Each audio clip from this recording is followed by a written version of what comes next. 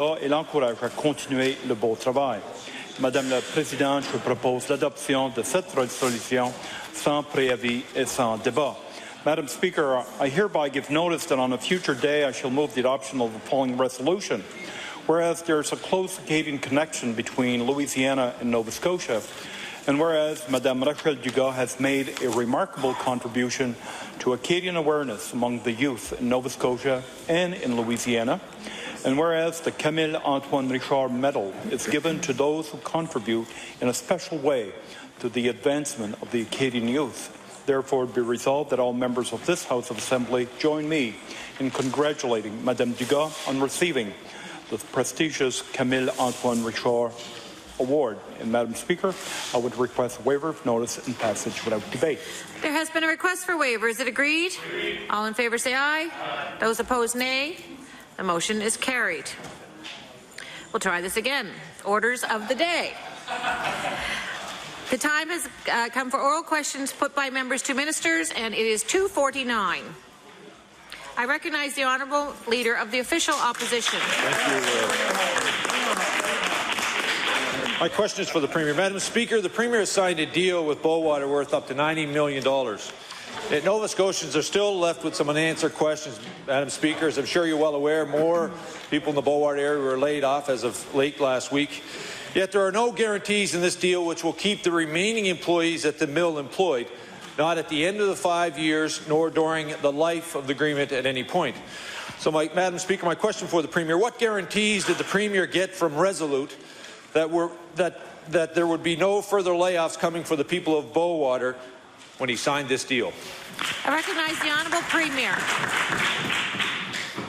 Mr. Speaker, I just point out that part of the agreement was that in addition to the very difficult decisions that were made by the workers in the plant themselves, there was an understanding that they would not be disproportionately affected by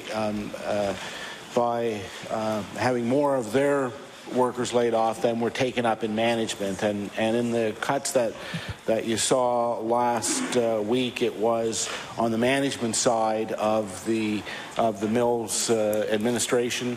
The commitment from the mill is to operate the 2 paper machines over the course of that time. The manner in which that operation takes place, who will be in the plant, what those numbers look like, are part of the collective agreement that is signed with the union. Recognize the Honourable Leader of the Official Opposition on his first supplementary. Madam Speaker, when Nova Scotians look at this deal, they will find nowhere is there guarantees that employees will be kept on, Madam Speaker. Employees have no job security, not today, not next week, not next year. Furthermore, there's nothing in this agreement to stop Resolute from packing up and leaving at any time. So my question, Madam Speaker, my question to the Premier, will the Premier point out where in this agreement that there are guarantees of job security for the remaining employees at Bowater? I recognize the Honourable Premier. Well, Madam Speaker, what I would point out to the Leader of the Opposition is that there is a great deal more job security today for those people at that mill than if the mill was closed. Recognize the Honourable Leader of the Official Opposition on his final question. Madam Speaker, that is cold comfort to those employees that have had to make a very tough decision to vote against laying off some of their neighbours, Madam Speaker. Madam Speaker, all we're asking is a simple question. What assurance did the Premier get from Resolute that the remaining employees at Bowater would not be faced with the same decision and be forced to be laid off? What job security do they have under your agreement? I recognize the Honourable Premier. I'm sure this is just obstinate, and I'm sure it's late in the session, so they don't really want to hear the answer. But the negotiation of the job levels are done with the union through their collective agreement, and so the jobs that are in place through the union contract are the ones that will allow them to safely operate the 2 paper machines at the facility. I recognize the Honourable Leader of the Progressive Conservative Party. Thank you, Madam Speaker. My question is to the Premier. Last week, the Minister of Finance kicked off a $610 million spending spree, a spree that will be paid for largely with borrowed money. This is a bit of a surprise, Madam Speaker, given that just before the last election, the then leader of the NDP, the now Premier, said, and I quote, "Debt dramatically affects the ability of future governments to be able to provide services. It will affect everything from health care to the ability to reduce taxes," and I will table that for the benefit of the Premier. Madam Speaker, given the Premier felt that way before the last election, my question to him now is, will he agree that his spending spree this time will also decrease the province's ability to provide services and make life a little harder for Nova Scotians in the future? Recognize the Honourable Premier. Simple fact of the matter is, Madam Speaker, unless the leader of the Conservative Party is suggesting that we shouldn't be replacing bridges or that we shouldn't be paving roads or that we shouldn't build infrastructure, it is necessary to have a capital plan each and every year. This is a good plan. It is set out for everyone to see, which of course is, I know, a novelty for Conservatives. Recognize the Honourable Leader of the Progressive Conservative Party on his first supplementary. Madam Speaker, what's a novelty for Nova Scotians is a leader that says one thing before the election and keeps to the same tune after the election. That's what's a novelty, and that's the point here today, because the fact of the matter is that capital plans in this province over the last decade have averaged around $300 million. But he's just launched an amount twice that as a spending spree this year. This is the same Premier, Madam Speaker, that said before the election in that same article, and I quote, "This is not a race to see who can spend the most money." And so my question to the Premier is, will he stop the race to spend the most money and assure Nova Scotians that he is serious about reducing debt and not adding to it every year? I recognize the Honourable Premier. Okay, Madam Speaker, that's a fair challenge, so I'll meet his challenge. Name one project in a Conservative riding that you would have me cancel.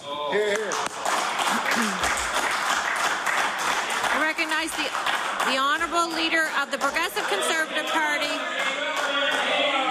on his final question. Yeah, well, Madam Speaker, that is an old trick, and the Premier knows it. No one knows an old trick better than our Premier, apparently. Here's a novelty. Here's another novelty, Madam Speaker. In the NDP's election platform, they made a commitment to Nova Scotians, and that is that the NDP is committed to ensuring that Nova Scotians live within their means. Certainly a novelty now if we've ever seen one. This is another example of an NDP broken promise. This one just happens to be a very expensive one, paid for with more debt. So my question to the Premier is, will he admit today that the promises that he made to Nova Scotians back in 2009 were in fact meaningless, and that the $610 million spending spree that he's now engaged in is just another example of an expensive promise made with borrowed money? Recognize the Honourable Premier. Well, Madam Speaker, I'm sure the former Chief of Staff for the former Tory government understands that the way that the capital plan works is that each year what actually gets added is the amortized cost to the government of the plan, Mr. Speaker. He knows that. He's speaking. I don't think he was referring to me as an old trick. He was referring to past Conservative governments and the things that they used to do. We instead, Madam Speaker, like to very plainly set out the infrastructure plan, the capital plan for the people of the province, so they can transparently understand what it is that the government of the province is doing. Thank you. I recognize the Honourable Member for Colchester North. Thank you, Madam Speaker. My question through you is to is to the Premier. Nova Scotia's education partners representing the province's teachers, parents, Acadian parents and school administrators and elected board officials spoke out today to warn that further funding cuts to education will negatively impact students in the classroom.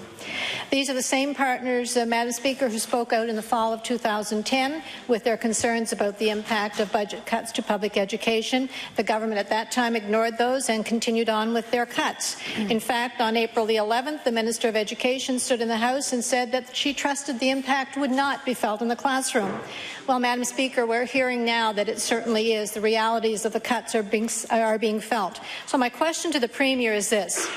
Since the Minister is not listening or responding to teachers, parents and administrators about the real impact of cuts, can Nova Scotians count on the Premier to protect public education funding in this province? I recognize the Honourable Premier. Madam Speaker, the truth of the matter is that per-student funding in this province has gone from $5,800 per student in 2001 to $10,370 in 2011, Madam Speaker. A huge increase in the per-student funding in this province. I recognize the Honourable Member for Colchester North on her first supplementary. Thank you, Madam Speaker. You know, there have been lots of talk about education funding, and what this government fails to recognize is the complexity in the classroom and the increased costs to deliver those programs. Madam Speaker, representatives from the Home and School Association said in the conference today that they as parents are extremely concerned about funding. Home and school associations raise funds to support school activities for their children. And when the Provincial Association was asking individual home and school associations how much money they raised for their schools, Madam Speaker, the local associations were reluctant to share that information, and in some cases they refused to share it. And we were told this morning that the reason they refused is for fear that if the government had those numbers, there would be additional cuts to those particular school boards. So my question to the Premier is this. The Minister has been telling some education partners and school board members informally that there will be cuts in the next budget. So my question, will there be additional cuts to the funding for public education in this coming budget? I recognize the Honourable Premier.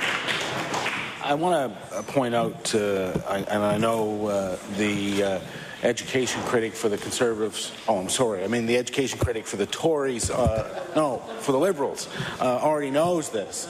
But the simple fact of the matter is that we have 30,000 less students than we had 10 years ago.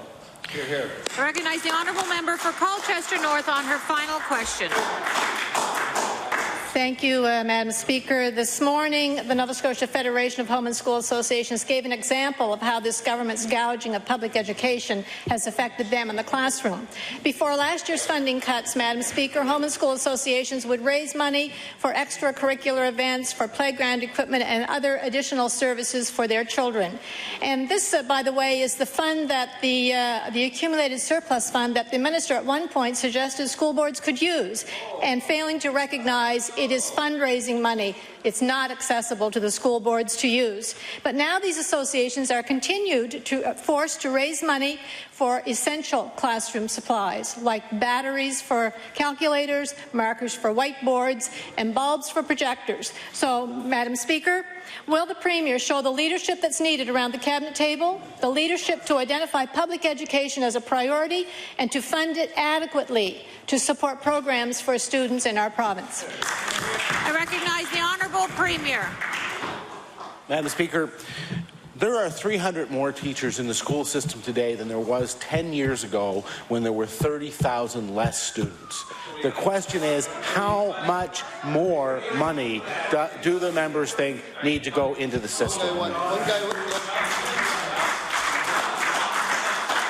recognize the Honourable Member for Bedford Birch Cove.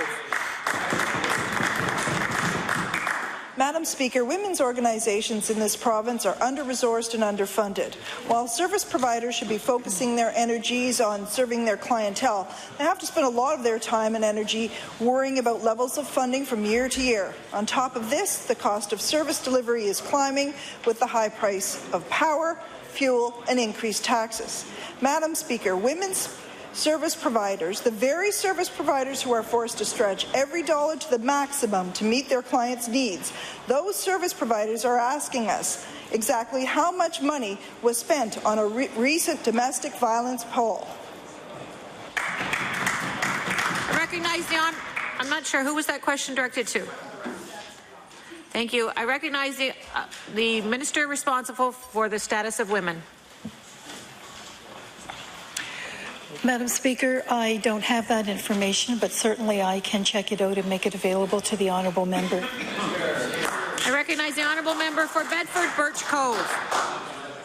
Thank you, Madam Speaker. My question is, will the minister commit to tabling the amount of money spent on the public opinion poll and the printing costs of the poll results? Recognize the minister responsible for the status of women.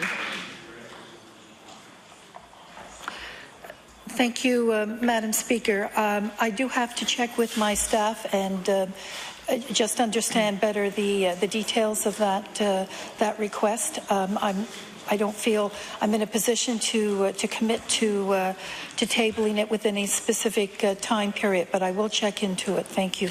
I recognize the honourable member for Bedford Birch Cove on her final question. Madam Speaker, since this government can commit to funding an annual poll to tell us what we already know, will this government commit to multi-year funding for these community-based organizations that serve women? I recognize the honourable minister responsible for the status of women. Thank you, Madam Speaker. As I outlined in my response at the press conference yesterday for the Women's Action Alliance for Change, thank you, Nova Scotia. We've taken a multi-pronged approach in this province. We're helping to build the capacity of our voluntary sector. Certainly, this government made a one-time trust fund available to the voluntary sector of $800,000, and many of the women's organizations made applications, and some of them received funding through that. In addition, we've increased our budget to support the capacity building through retaining and training volunteers. We've other funding programs across other departments have provided additional funding for women's organizations, and we understand the challenges that they face providing critical programs and services in our communities, and we are trying to assist and support them in every way possible. Thank you. I recognize the honourable leader of the Progressive Conservative Party. Thank you, Madam Speaker. My question is to the Premier. Madam Speaker, yesterday the government chose to express its displeasure at an important private industry in our province by purchasing a $3.7 million mobile paver. I will point out that cost doesn't even include the accompanying equipment that's needed to make it truly mobile and truly work. And as we all know from the media, Madam Speaker, it was bought in Florida. My question to the Premier, why bully a competitive, homegrown Nova Scotia industry? Order, please. By you? Order. The use of the term bully is unparliamentary. I'd ask that you retract it and rephrase your question, please.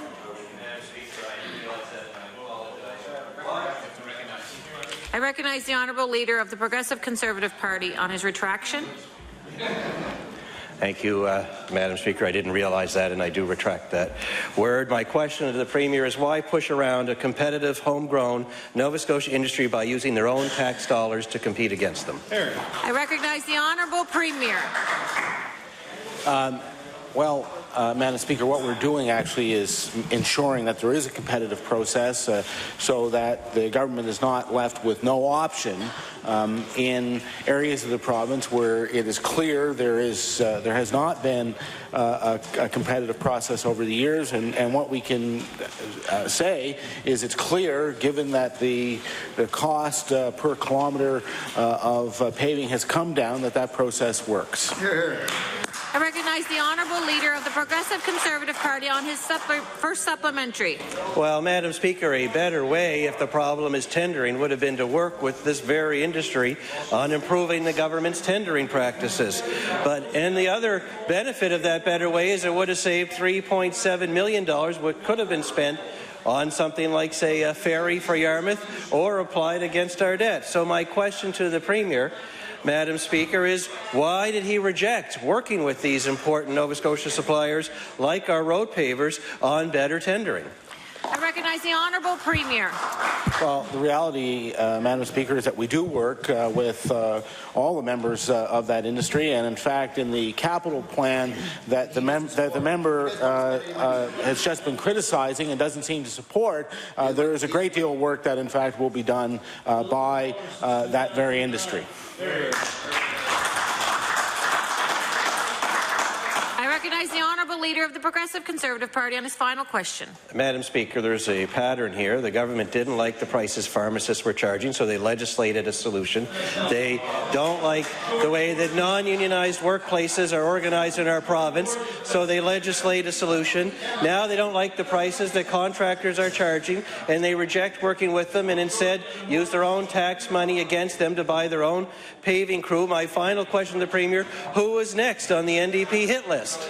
Recognize the Honourable Premier. Madam Speaker, instead of taking the kind of hidebound ideological approach that is taken by the Conservative Party, we look at this from a very practical perspective, and the only question we seek to answer is what is in the best interest of the people of Nova Scotia, and we make our decision on that basis. I recognize the Honourable Member for Richmond. Madam Speaker, last week residents of the Strait area and all Nova Scotians were shocked to learn that the Nova Scotia Court of Appeal overturned Fenwick McIntosh's convictions on 17 charges of indecent assault or gross indecency. Madam Speaker, the Court of Appeal ruled that Mr. McIntosh's rights had been violated because prosecutors took too long to bring him to trial. And my question is, will the Minister of Justice explain to Nova Scotians this breakdown in our justice system? I recognize the Honourable Minister of Justice. Thank you, Madam Speaker. The question is an interesting one in itself. The matter is very complex. It involves the federal government. It also is a matter that's before the court and that's under appeal. That could potentially be under appeal, and it's being looked at by the Justice Department. I respect the process and will allow it to go its course. Recognize the Honourable Member for Richmond on his first supplementary. Madam Speaker, Mr. McIntosh was first charged in the 1990s. It wasn't until 2007 that he was brought to Canada from India to face these charges. His defense lawyer has said that it took prosecutors over a year to provide full disclosure. It was July 2010, 3 years after Fenwick McIntosh was brought back to Canada before his first trial began. And my question is, will the Minister of Justice explain to Mr. McIntosh's victims, their families, and all Nova Scotians what took so long for the Nova Scotia Public Prosecution Service to bring Fenwick McIntosh to trial? Recognize the Honourable Minister of Justice. Thank you, Madam Speaker. The public prosecutions is an independent arm process within government. As I say, that the matter that they have 60 days in which to review the case. It would be inappropriate for me to take a position one way or the other on the matter while that process. I respect the judicial process, and I would ask that the member across from me respect the process as well. Recognize the Honourable Member for Richmond on his final question. Well, Madam Speaker, with all due respect to the Minister, victims and their families right now feel the process broke down. And they feel that the process has not worked the way it should have worked for the fact that it took so long, and that after a court found Mr. McIntosh guilty, the appeal court has decided to overturn his convictions because it took our justice system too long. Whether it's the federal justice system or the provincial justice system, victims were let down by what happened here. Nova Scotians are left to wonder what went wrong. More importantly, what can we learn from this exact case to ensure that such a situation does not happen again? So my final supplementary is, will the Minister order a full investigation and review into the conditions and events which led to the breakdown of our justice system and allowed the Court of Appeal to overturn Mr. McIntosh's convictions on 17 charges? Recognize the Honourable Minister of Justice. Thank you, Madam Speaker. I want to assure the families that were affected in this particular case, and all Nova Scotians, that their safety and their concerns are of the utmost importance of this Justice Department and this government. The matter, as I said before, it would be highly unprofessional and inappropriate for me to comment in regards to this matter until the respective processes in law are followed, and I will respect that process and defend it. Recognize the honourable member for Argyle. Thank you very much, Madam Speaker. My question is to the Premier. In recent weeks, we've raised serious concerns about one of the Premier's key economic advisors, Nova Scotia's Federation of Labour President Rick Clark, and his influence in the government. Last week, Mr. Clark misled a committee of the House when discussing his opinions about the Michelin bill. And we know now that Mr. Clark was invited late last week to another NDP sham committee, the Minister of Finance's Economic Outlook Conference. The minister seeks Mr. Clark's advice on topics like the province's fiscal plan and taxation, where Mr. Clark will undoubtedly continue to argue, as he has, for higher taxes. So my question to the Premier is, why does the Premier and members of this government continue to seek Mr. Clark's advice and appoint him to more and more NDP committees when he has when he's so clearly committed to the serious events of misleading a committee of this House? I recognize the honourable Premier. Well, Madam Speaker, I believe that the member opposite is just simply mischaracterizing what it is that Mr. Clark has said over the years. I find a complete degree of consistency in the representations he's made, but he volunteers his time along with members of the business community, along with members of many other groups around the province, in order to provide advice. It is the availability of a wide spectrum of advice on which people have particular areas of expertise that is important to this government, as it should have been to the former government, but apparently wasn't. Hear, hear. Recognize the honourable member for Argyle on his first supplementary. Thank you very much, Madam Speaker. And I know many of us can list hundreds of people that can volunteer their times to tell the Premier what he should be doing or what he shouldn't be doing. And I can tell you that there's thousands of Nova Scotians that would be willing to provide Order, please. The honourable member for Argyle has the floor. Would be willing to provide advice to the Premier. We know that on November 30th in committee, Mr. Clark said, with regard to the possibility of repealing the Michelin bill, "I've been the president of the Nova Scotia Federation of Labour since '89, and that issue has never come out of our lips in all those years." But we now know that in a 2006 Chronicle Herald article, he called the Michelin bill a bad piece of legislation, and said that the Michelin bill is still a sore issue with the organization raises with every new Minister of Labour. So my question to the Premier: when will the Premier fire Mr. Clark and stop protecting this individual who has so clearly violated the trust of members of the People's House, and therefore Nova Scotians? I recognize the honourable Premier. Thank you, Madam Speaker. The question that is being put by the member opposite is clearly just a matter of rhetoric, and I'm sure it makes him feel good, but let me assure him that Mr. Clark is the president of the Federation of Labour. He is elected by the majority of the delegates to their annual convention. He at least is democratically elected, unlike the advisors that used to provide information to the former government. The honourable member for Argyle on his final question. Thank you very much. Thank you very much, Madam Speaker. The Premier knows that when someone calls a specific bill a sore issue and something he raises with every Labour minister, that he raises it with, to repeal, to gut, to end run the bill, and that no reasonable person would ever treat an answer in saying the issue has never come out of our lips as being the whole truth and nothing but the truth. So my final question, Madam Speaker, will the Premier set a higher standard, the truth, the whole truth and nothing but the truth, and fire Rick Clark today? Recognize the Honourable Premier. As soon as you fire your question writers. Well, if I set that standard, there'd be a few worried people that I know of. Madam Speaker, I'm going to tell you this. I want to thank all the people who serve on the various agencies, boards, and commissions in this province. They work very hard to provide a service to the province. I want to thank the people who work on the Premier's Economic Council. They put aside big chunks of time in order to provide a valuable service to the people of Nova Scotia. They should be congratulated, and I do so. I recognize the Honourable Member for Halifax Clayton Park.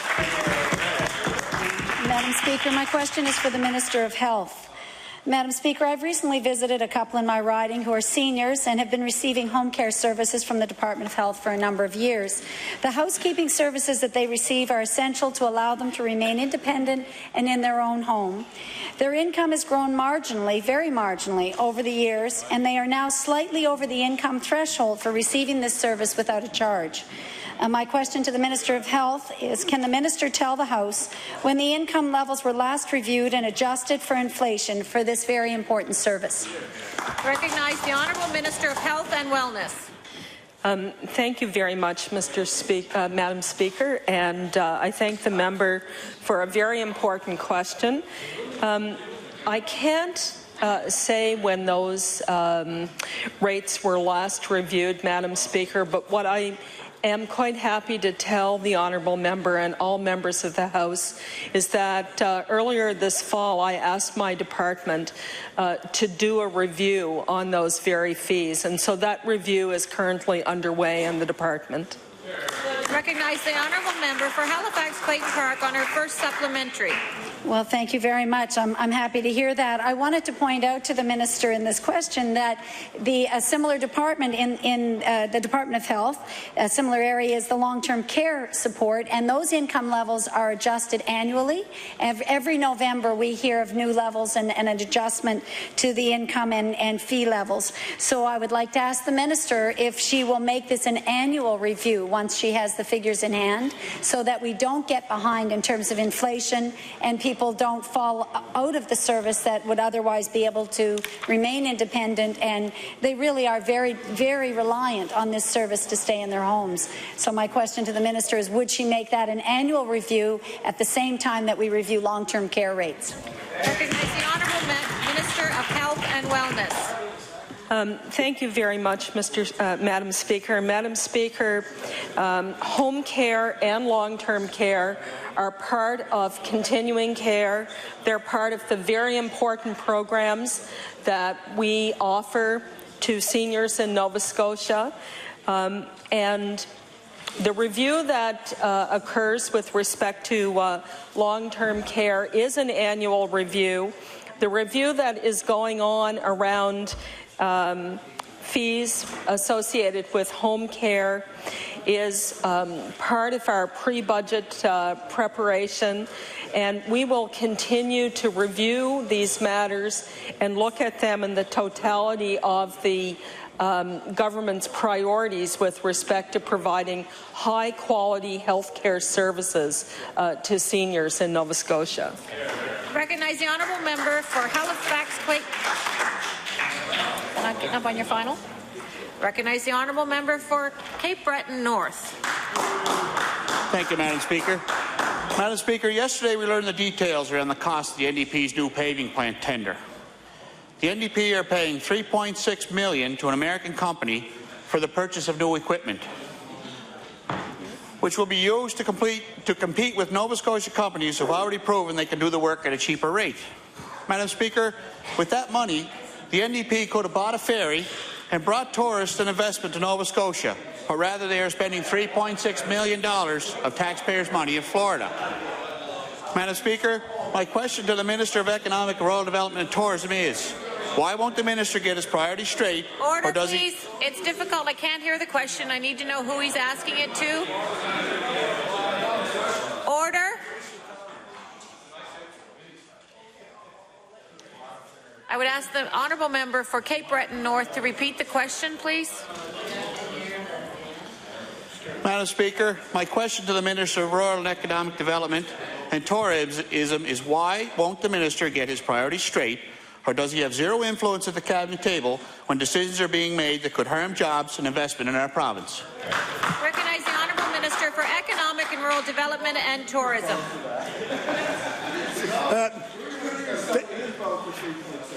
Thank you, Madam Speaker, and certainly I don't know where one could buy a ferry for $3 million. You know, I'm not convinced it would be floatable. Madam Speaker, this is a government.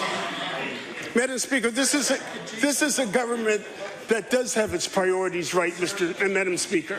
This is a government that's got its priorities right, Madam Speaker, when it comes to jobs. Because when we took over as government, when we took over the mess that this province was in, and when we sat down and we started consultation and collaboration with the business community and with experts around the economy, that's why, Madam Speaker, we developed the plan, and it's called Jobs Here, Madam Speaker. On his first supplementary. Madam Speaker, yesterday the Minister announced the use of taxpayers' money to host the World Skins golf game next summer in Nova Scotia. I and many golf enthusiasts welcome this event. But this double bogey minister didn't even know how the taxpayers' money would be spent. I didn't say I was a good golfer, I said I'm a golf enthusiast. Mr. Speaker, not only did he not know the business case for the money, he went as far as to say that Nova Scotia taxpayers will be helping fill the purse of millionaire golfers who make the winner's circle. Mr. Speaker, my question to the Minister is, why did the Minister approve this spending spree without even knowing what taxpayers' money was going to be used for and what the return would be on the investment? Recognize the Honourable Minister of Economic and Rural Development and Tourism. Thank you, Madam Speaker. Madam Speaker, I was asked a question yesterday, and what I said with respect to the money that was invested in this worthwhile event was going to be used for marketing and advertising. In pursuit of the questioning is we were asked to go down into the weeds. Now, Madam Speaker, if one wants to get down in the weeds, I'd be more than happy. I'm going to read to you, Madam Speaker. Madam Speaker, broadcast rights, Madam Speaker. Verbal mentions throughout the telecast, Order, Madam Speaker. Order.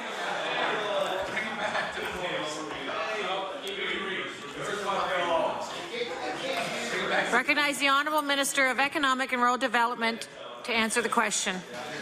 Thank you, Madam Speaker. We were asked a question. I'm about to answer that question, Madam Speaker. The province will be designated as the official host of the Telus World Skins Game in 2012. The province will receive full rights to the TELUS World Skins Games logo for all advertising and communication purposes. Collective use of events PGA participants for marketing and advertising purposes. The province will receive the right to execute promotions around the TELUS World Skins Game. The province will have the ability to cross-promote with other event partners. Projected attendance, Madam Speaker, of 10,000 spectators over the two-day event. Order, the province will... Perhaps the Minister can just table that. Recognize the Honourable Member for Cape Breton North on his final supplementary. Madam Speaker, that was a question that was asked yesterday that he should have answered at that time. Mr. Speaker, Madam Speaker, the follow of this minister's decision to cut the funding to the Yarmouth Ferry has put the economy of southwest Nova Scotia in the bunker. This minister can't even hit the green on economic development, let alone score a hole in one. We've lost 6,500 jobs in rural Nova Scotia, and the minister continues to ignore the concerns of job creators by making ad hoc spending decisions and damaging our investment climate.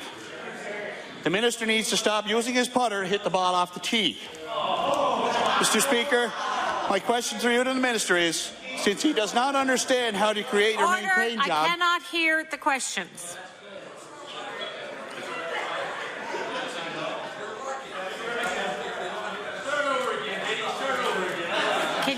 Order.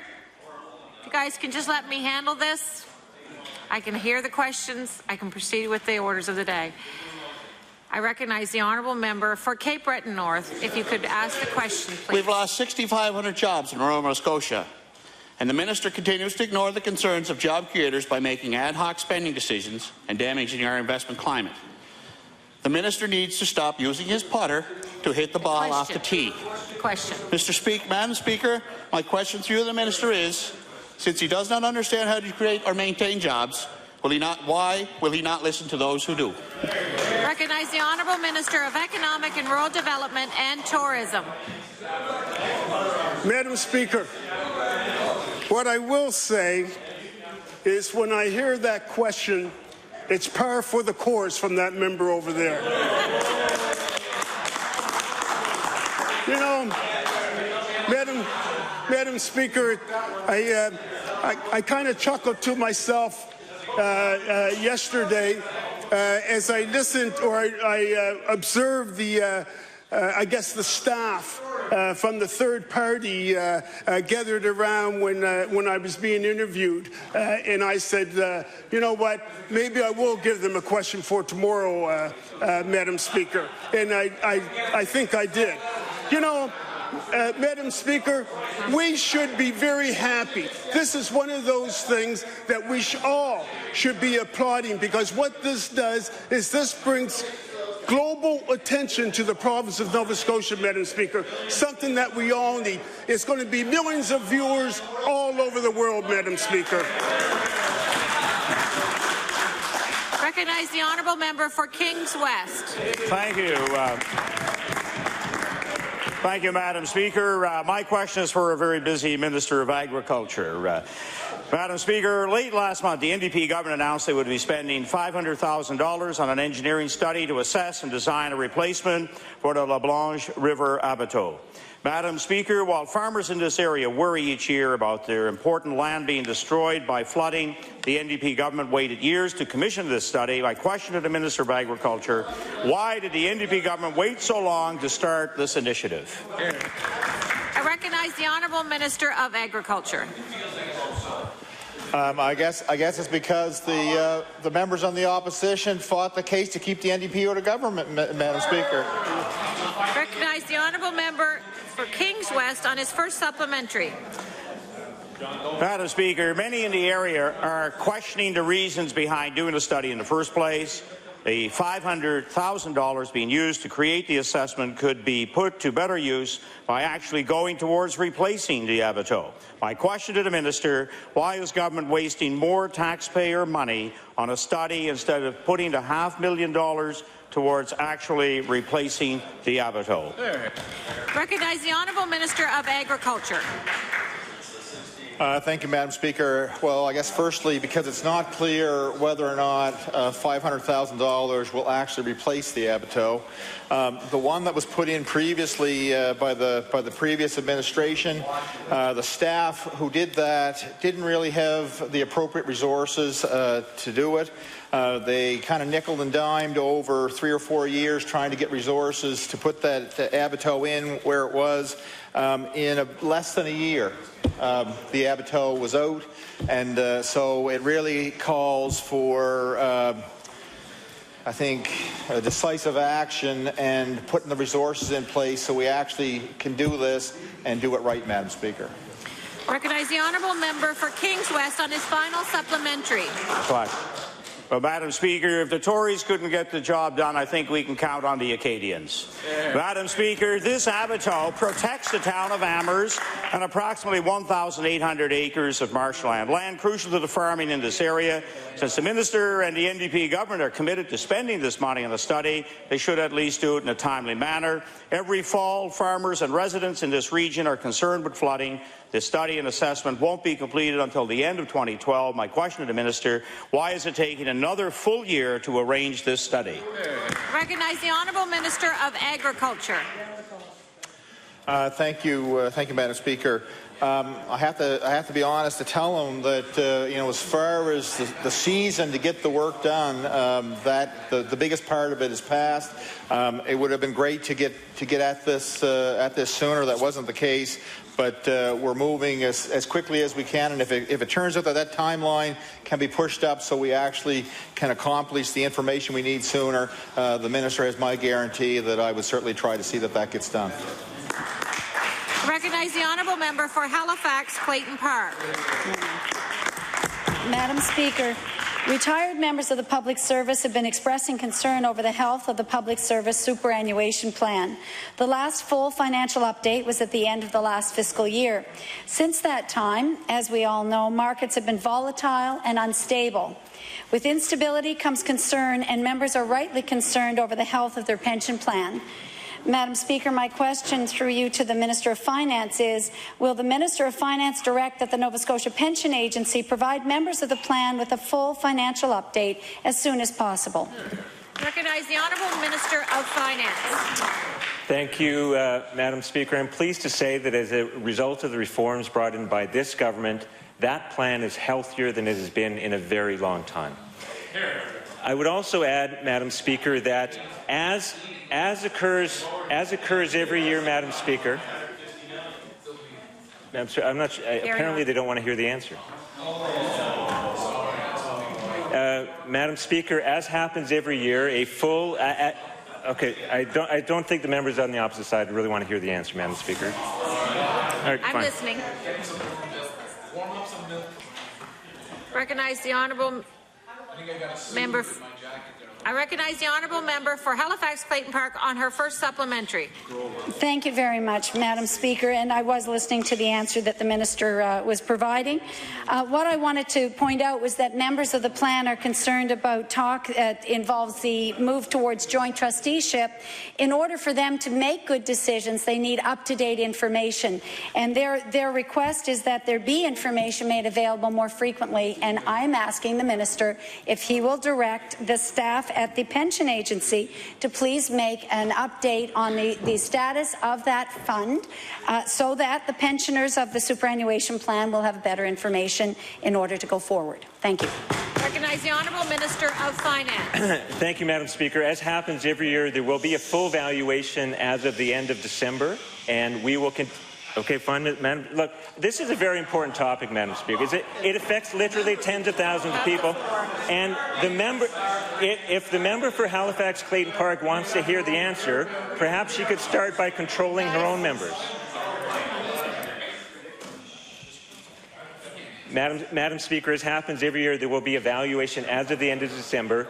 Pension plans, which are heavily invested in the market, of course, tend to go up. They tend to go down. It's not particularly helpful, I think, Madam Speaker, to provide unaudited, unofficial reports on the health of the fund, monthly or quarterly or anything like that. The most useful thing is to do a full, complete, reliable evaluation as of December 31st. That's what's happened in every previous year. That is what will happen this year. Recognize the honourable member for Halifax Clayton Park on her final supplementary. Madam Speaker, I would just like to ask the minister, what steps will the minister take to ensure that all retired members have all the information that they need, financial and otherwise, as this plan moves towards joint trusteeship? Recognize the honourable Minister of Finance. Madam Speaker, there is full, complete information available, and I'm pleased to say that on the committee that is working towards a joint trusteeship, there is full membership of the Retired Employees Association. I don't think it would be possible for us, Madam Speaker, to be more open than we are being already. Recognize the honourable member for Inverness.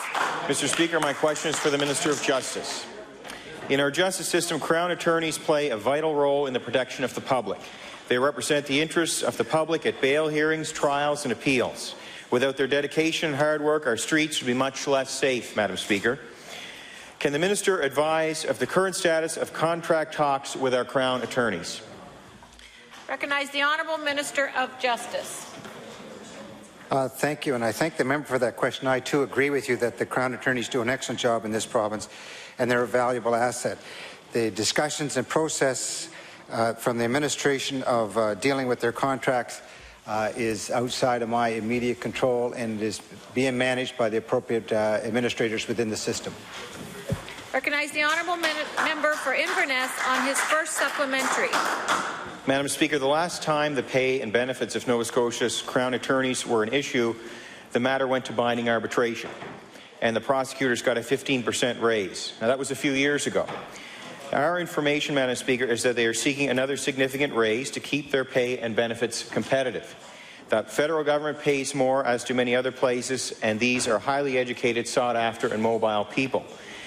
Madam Speaker, does the minister have plans to offer the Crown attorneys a significant raise, or does he have a contingency plan on how to handle a complete work stoppage of our justice system?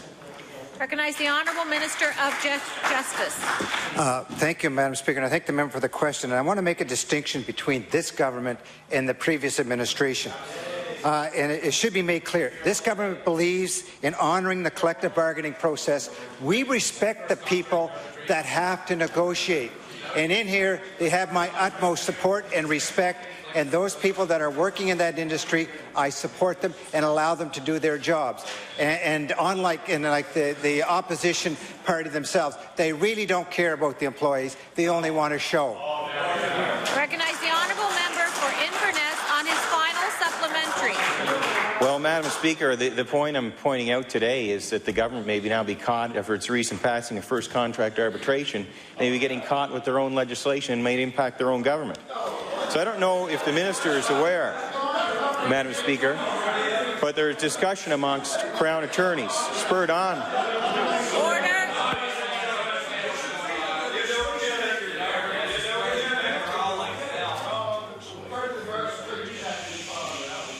Recognize the honourable member for Inverness. Madam Speaker, I don't know if the minister is aware, but there is discussion amongst Crown attorneys, spurred on by this government's passing of the first contract arbitration legislation, of forcing the government into arbitration. Applying a leading case from the Supreme Court of Canada, Crown attorneys feel they have been handed an opportunity. The argument that not only is the government obligated to bargain with them as if they were permitted to have a union, but also to apply the same rules applicable to unions, meaning first contract. My question for the minister, had the minister even thought of this possibility, and has he advised our Minister of Finance of the sizable financial exposure to the government if Crown attorneys are able to force the government into first contract arbitration? Recognize the Honourable Minister of Justice. Thank you, Madam Speaker. And Madam Speaker, I'm going to keep this relatively simple. This government does not negotiate contracts on the floor of this House. We respect the process and we value people that work within it. Recognize the Honourable Leader of the Official Opposition. Thank you, Madam Speaker. My question is for the Minister of Justice. Recently, it has come to the attention of the Annapolis County Barristers Association that the Department of Justice is seeking to make changes to the dates and times of sittings of family court in the county. This would change from the present schedule of two Thursdays a month to a new schedule which would have the court sit on Mondays. The changes would have the number of sitting dates reduced so that 4 months of the calendar year in 2012 there's only one court date available. So my question to the Minister, will the Minister of Justice confirm whether the Department is seeking scheduling changes to the family court in Annapolis Rural which would result in a reduction of sitting dates? Recognize the Honourable Minister of Justice. Thank you, and I thank the member for the question. In regards to the courts and scheduling the courts, is that the third arm of the judicial system, of the government, being the judiciary, they have the right to set and manage their court processes. Any impact on the community and the community as a whole, the department does take a look at and see what the impact. But we respect the fact that there's an independent process there to make decisions on when they sit and how they sit. Recognize the Honourable Leader of the Official Opposition on his first supplementary. Thank you, Madam Speaker. According to the Barristers Association, this has been considered without any consultation, Madam Speaker. It seems the scheduling changes are done without a complete understanding of how the court operates. Many of the litigants who are represented by Nova Scotia Legal Aid and other lawyers who are from Kings and Digby counties, and Monday presents a significant scheduling challenges. In addition, Earned days off for staff are normally taken on Mondays, Madam Speaker. In fact, to quote a letter from the Minister on November 3rd, 2011, I quote, "Having family courts sit on Mondays in Annapolis Royal is completely and utterly impractical and not workable," end of quote. So my question to the Minister, will the Minister ensure that no changes are made to the scheduling of a family court in Annapolis Royal without first holding meaningful consultation with the affected stakeholders? I recognize the Honourable Minister of Justice. Thank you, Madam Speaker. And I believe that there should be consultations in any process that affect multiple clients. And I believe that all sides need to have some flexibility when it comes to scheduling. Looking at efficiencies and workable aspects with any system is critical. We also got to look at what the economic impact each decision has in the province and in the system that's being affected. So I encourage people to have open discussion and dialogue. Recognize the Honourable Leader of the Official Opposition on his final supplementary. Encouraging the Minister to follow the words of his letter that was written to the Annapolis County Barristers Society and ensure that court will not be sitting on Monday in Annapolis Royal, but the present schedule will be maintained until there's meaningful consultation. According to the Annapolis County Barristers Association, sitting in Annapolis Royal typically deals with 10 to 20 cases on any given day. Reducing the number of days in which court sits now will dramatically impact on access. It is the Barristers Association contention that these changes will result in the court being unable to meet the scheduled mandatory dates as required by Children and Family Services Act. Madam Speaker, access to courts is a serious issue and it is practically acute in rural areas. Madam Speaker, my question to the Minister. What steps will the Minister take to ensure that the full consultation takes place and that access to justice is not adversely affected by any changes to scheduling the family court settings in Annapolis Royal? Recognize the Honourable Minister of Justice. I thank the member for that question, and I will definitely guarantee that looking at the issue that I will take a look at the matter, but respect those that have responsibilities to make decisions and encourage the open dialogue and the flexibility within all. Recognize the Honourable Member for Argyle. Thank you very much, Madam Speaker. Yesterday we learned that ticks carrying Lyme disease were found in Yarmouth County in my constituency. The Department of Natural Resources is doing ongoing field work and surveillance, but it did not consult local MLAs, myself or the member for Yarmouth, or residents prior to sending out this warning flag yesterday. My question to the Minister of Natural Resources is why did the Minister not consult with local MLAs or anyone else about his findings prior to the announcement yesterday so that they could collectively develop a strategy to release this information to the public? I recognize the Honourable Minister of Natural Resources. Thank you, Madam Speaker. Certainly the issue of black-legged ticks is an issue of concern in our province, and I think there's 6 areas now identified that where these insects are found, and you know, certainly the Lyme disease is a serious disease that none of us want to see on any of our residents in the province. And basically, we've gone from a system of passive surveillance to a system of active surveillance, and it allows for a better way to determine whether the tick is located in any neighbourhood. But it's certainly the last thing we want to see in any part of our province. Recognize the Honourable Member for Argyle on his first supplementary. Thank you very much, Madam Speaker. You know, people don't appreciate finding things out in the news or the local paper, on the radio. It can cause a little bit of undue hysteria that can be avoided when everyone is properly informed. Madam Speaker, my question to the Minister is this. What consultation is the department going to do with the local community on ways to protect themselves from ticks and recognize the warning signs of Lyme disease? Recognize the Minister for Natural Resources.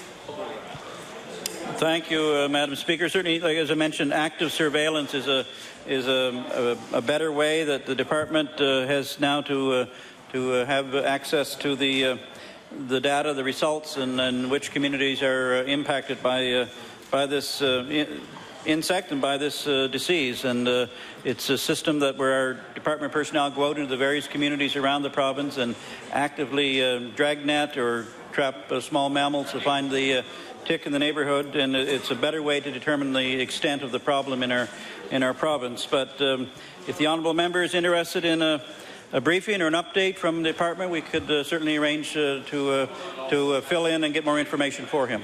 Recognize the honourable member for Argyle on his final supplementary.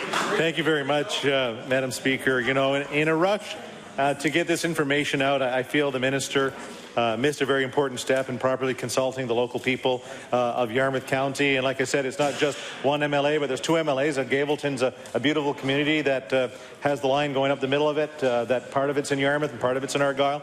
Neither one of those members received any kind of heads-up briefing, even a forward copy of a press release. So my question to you, to the minister, what process will the minister put in place to help ensure this misstep does not happen in other communities across this province?